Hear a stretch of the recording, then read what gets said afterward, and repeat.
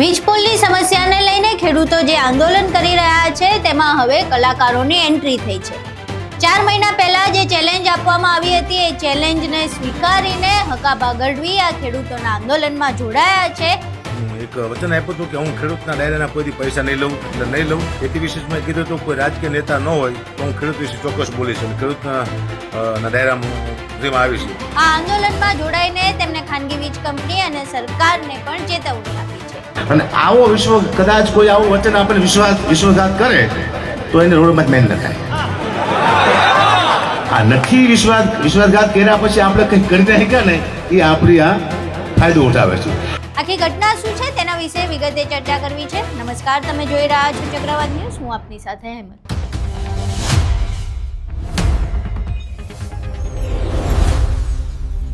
હકાભા ગઢવીને થોડા મહિનાઓ પહેલા એવી ચેલેન્જ આપવામાં આવી હતી કે તમને તમારી જે ફી હોય એના કરતાં બમણા પૈસા આપવામાં આવશે જો તમે ખેડૂતો માટે કોઈ ડાયરો કરતા હોય કે તેમના માટે અવાજ ઉઠાવતા હોય।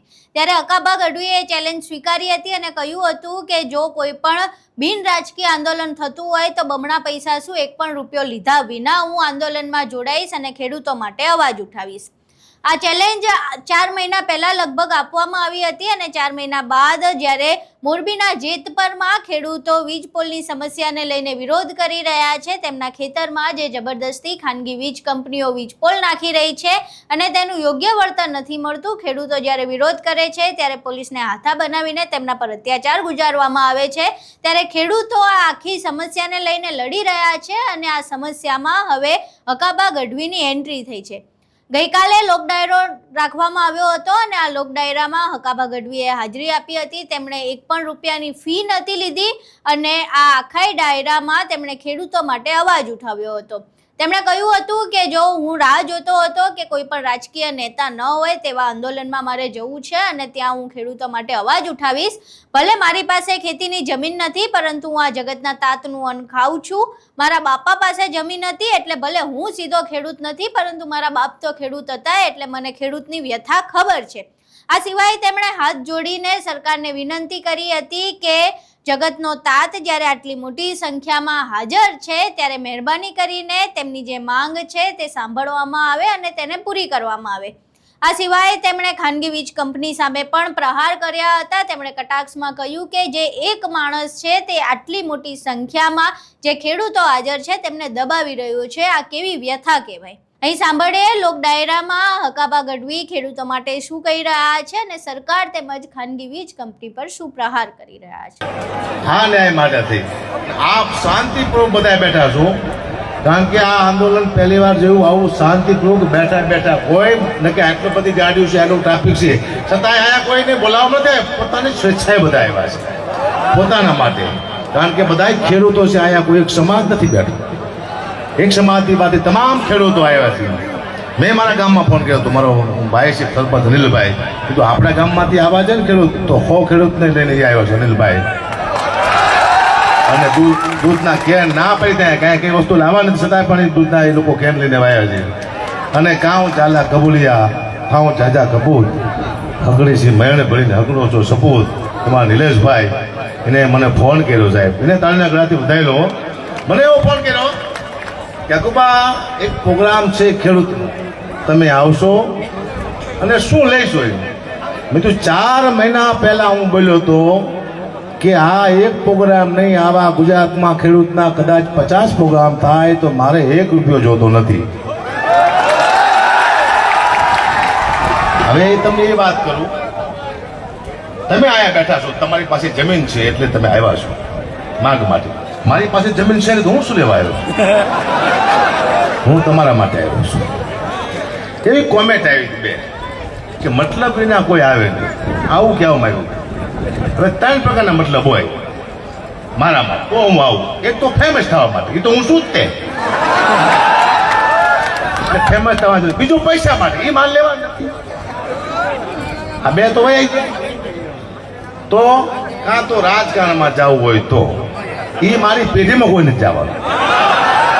હું અહીંથી તમને વચન આપું છું, ન્યાય આપ્યું હતું કે હું કોઈ પક્ષમાં છું નહીં, સરસ્વતી માની સોગંદ કહું છું, મારી કુળદેવીની, મારા પરિવારની, કે જીવન આખી હું કોઈ રાજકારણમાં નહીં જોઉં।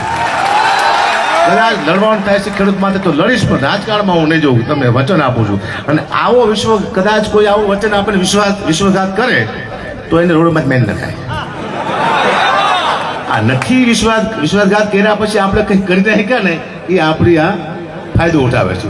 મેં કીધું તું કે રાજકીય નેતા ન હોય તો ચોક્કસ આવ્યું છે. આવું 4 મહિના પહેલા મને એક ચેલેન્જ આપવામાં આવી હતી અને ગઢવી છે ને એકવાર પકડે પછી મૂકી ન શકતા. અમારાથી પકડી ગયું છે, હવે મુકાય નહીં. કારણ કે આ મરવું આંદોલન આ બધું તો અમારા લોહીમાં છે. 450 હાથમાં પેલું પણ ચારણોએ કર્યા છે આ દુનિયામાં. કેટલા? 450 થી ઉપર. તો આ મરી જવું જો. આ દુનિયામાં બીક તારી વસ્તુ નહીં આવે, યાદ રાખજો. એક આવે ધંધાની બીક માણસ, એટલે માણસ ડરતું હોય છે. બીજી બીક આવે મરી જવાની, અને ત્રીજી બદનામી. આ ત્રણે જ બીક આવે. આથી વિશ્વ દુનિયામાં માણસને કોઈ બીક લાગતી નથી. આમાં મને એકે બીક નથી. વાત રહી મરવાની તો મને 12 વર્ષ થયા આવે, કદાચ 8 વર્ષ હરખી જીવું ન જીવું શું ફેર પડે તે બીક નથી. બીજી વાત ધંધાની તો નથી કરવાનું. 1 કિલો ખેડૂત પાસે ઘઉં લઈ તો મારું પૂરું થઈ જશે. નથી ધંધો કરો. ત્રીજી વાત બદનામી નહીં, તો હું મારી પોતાની બદનામી કરું રોજ. એટલે મને કોઈ બદનામ કરી મેં કીધું નથી કે હું સારો માણસ છું. તો દૂધનો ધોલે હું પહેલાથી કહું છું ભાઈ. હવે આમાં ક્યાં મને કે એવું છે અરે ભાઈ. એટલે અહીંયા આવી ગયો છું. અને ખેડૂત જગતનો તાજ છે. ખેડૂત દિવસ છે ને ખેડૂત રાત છે. રાત પડે અને તમારી થાળીમાં એક રોટલો આવે ત્યારે તમારે એમાં ખેડૂતના દર્શન કરવા પડે. મારી પાસે જમીન નથી પણ હું એટલું માનું છું ખેડૂતના કૃપાથી હું મારા બાળકો જમે છે અને ભૂખ લાગે ત્યારે ખાઈ શકે છે અને જીવી શકે છે. માત્ર કૃપા હોય તો ખેડૂત થઈ શકે. સવાર પડે નાસ્તો ભાખરી આવે ત્યારે ખેડૂત યાદ આવે. અને આ વસ્તુ જો માણસ જમતો ને યાદ ન આવે તો એ માણસ નગુણો છે ને જીવવાનો અધિકાર છે નહીં. ખેડૂતને ભગવાન માનવા જોઈએ, કારણ કે ખેડૂતથી ઉપર દુનિયામાં કોઈ છે નહીં સાહેબ. કાં તો ખેડૂત પરસેવો પાડી શકે અને કાં ખેડૂત આહુડા પાડી શકે. બે ઘરે ન પાડી શકે. કાં પરસેવો પાડી શકે અને કાં આહુડા પાડી શકે.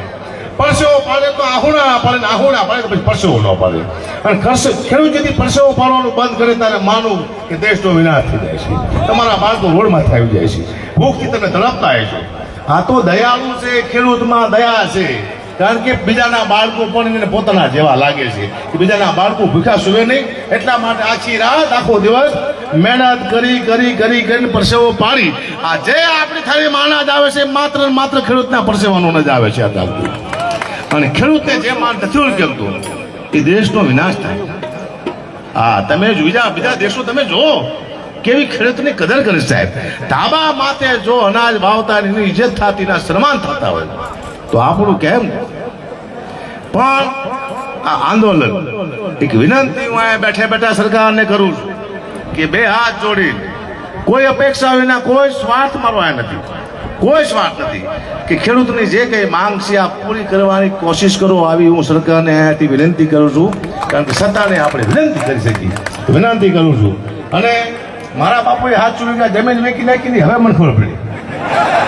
એમને ખબર હતી થાંભલો આવશે માવતી. અને 700 વીઘામાં થાંભલા આવે તો હું તો મરી જઉં ને. હવે જમીન તો છે, થાંભલો મારી માથે મૂકે થાય. એક જ વ્યક્તિ આટલા બધા ખેડૂતને ભારે પડે છે, દુઃખની વાત છે. એક વ્યક્તિ શું કામ? આ પહેલી વાર કોઈ રાજનેતા નથી એટલે મને આંદોલન કેમું? કારણ કે કોઈ પણ નેતા તમારી દિશા ભટકાવી દે સાહેબ. તમને એટલું બધું મોટું ઊભું કર્યું હોય અને એક જ સેકન્ડમાં તમને તમારી દિશા ભટકાવી દે. નિલેશભાઈ, આ બરોબર થઈ રહ્યું છે અને આવું જ કરવાનું છે આખી જિંદગી આપણે. શું એકતા? આવા આંદોલન રોજ કરે તો મળી જઈને આપણે ભાઈ. આનું જલ્દી રિઝલ્ટ આવવું જોઈએ, એને આંદોલન કહેવાય. પણ આંદોલન એવું છે શાંત, બેઠા કોઈ માથાકૂટ નહીં. અને આંદોલનમાં જેટલું પણ નુકસાન કરી એ નુકસાન પાછું આપણને છે. અહીં તમે અકાબા ગઢવીને સાંભળ્યા. હવે તેમનું સીધી રીતે એવું કહેવું છે કે મારો આમાં કોઈ જ સ્વાર્થ નથી, પરંતુ હું નિસ્વાર્થ ભાવે ખેડૂતોના આંદોલનમાં સહભાગીદાર થવા આવ્યો છું. અને આવા હજુય જેટલા પણ આંદોલન થશે ત્યાં હું મફતમાં ખેડૂતો માટે ડાયરા કરવા તૈયાર છું. જો ખેડૂતોની સમસ્યાનું નિરાકરણ આવતું હોય તો હું એમના માટે કંઈ પણ કરવા તૈયાર છું. પરંતુ એમની શરત ફક્ત એટલી છે કે આ બિન રાજકીય હોવું જોઈએ. કોઈ પણ રાજકીય નેતાઓ જ્યારે આંદોલનોમાં સામેલ થાય છે ત્યારે એ દિશા ભટકાવી દે છે તેવો અકાબા ગઢવીનો આરોપ છે. હવે આ આખી મામલામાં જ્યારે અકાબા ગઢવીની એન્ટ્રી થઈ છે લોક સાહિત્યકાર અને કલાકાર એવા હકાભા ગઢવી બાદ શું અન્ય કલાકારો પણ આ ખેડૂતોના આંદોલનમાં ઝંપલાવે છે કે કેમ તે જોવું રહ્યું. તમારું આખી ઘટનાને લઈને શું માનવું છે? હકાભા ગઢવીએ જે પ્રમાણે વાત કરી છે, જે પ્રમાણે વિનંતી કરી છે અને લોક ડાયરામાં જે મોટી સંખ્યામાં લોકો હાજર થયા ત્યાં, એ તમામ વિશે તમારું શું માનવું છે? શું હકાભા ગઢવીના આ લોક ડાયરાથી સરકાર જરાય નમતું મૂકશે કે કેમ? તમારા મંતવ્યો અમને કોમેન્ટ બોક્સમાં જરૂર જણાવજો. વિડીયો પસંદ આવ્યો હોય તો વિડીયોને લાઇક કરજો, શેર કરજો અને અમારી ચેનલને સબસ્ક્રાઇબ કરવાનું ભૂલશો નહીં. નમસ્કાર.